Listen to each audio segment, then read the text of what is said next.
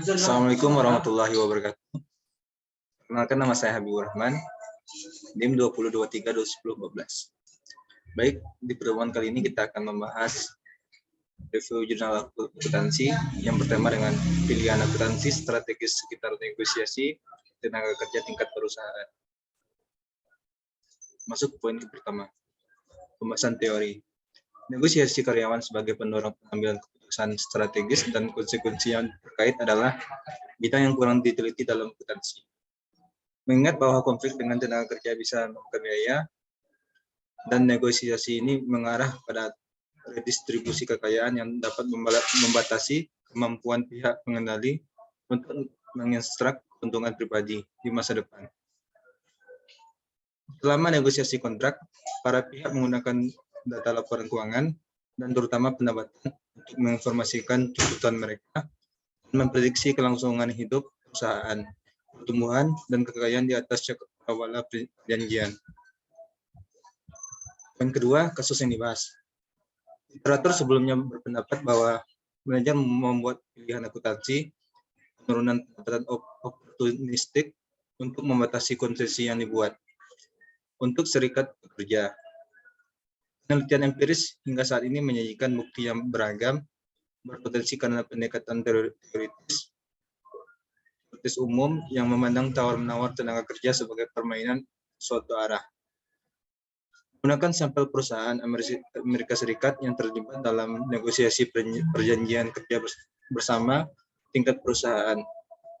Mempelajari apakah manajer bertindak secara strategis untuk mengurangi transfer kekayaan kepada karyawan. Berharap bahwa sifat berulang dari negosiasi ini mengarah pada kerjasama di antara para pihak dan membatasi insentif untuk manipulasi pendapatan, khususnya dalam jangka waktu yang lama. Poin yang ketiga, objek penelitian.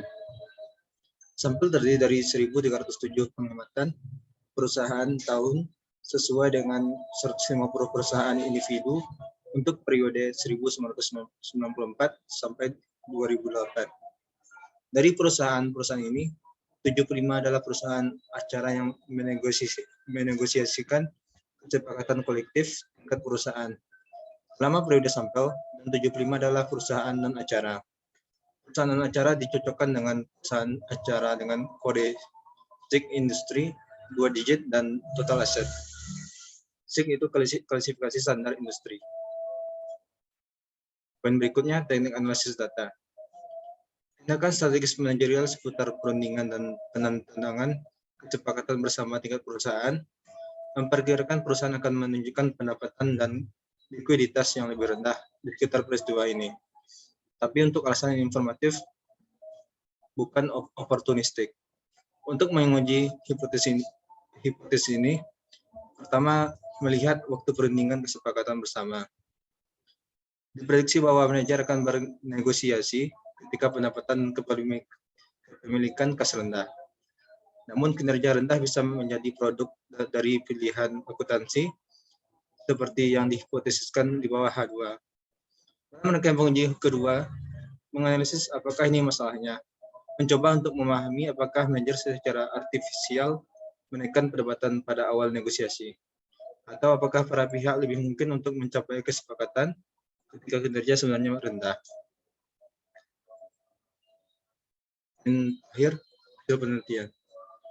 Hasil menjalankan model 1 terlebih dahulu untuk sampel penuh, dan kemudian untuk sampel terbatas dari 857 pengamatan tahun perusahaan di mana hanya mempertimbangkan tahun 2 sampai 41.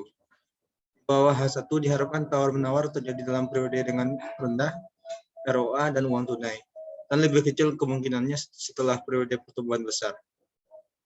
Bukti yang disajikan pada ini menegaskan prediksi khususnya berkaitan dengan ROA dan uang tunai.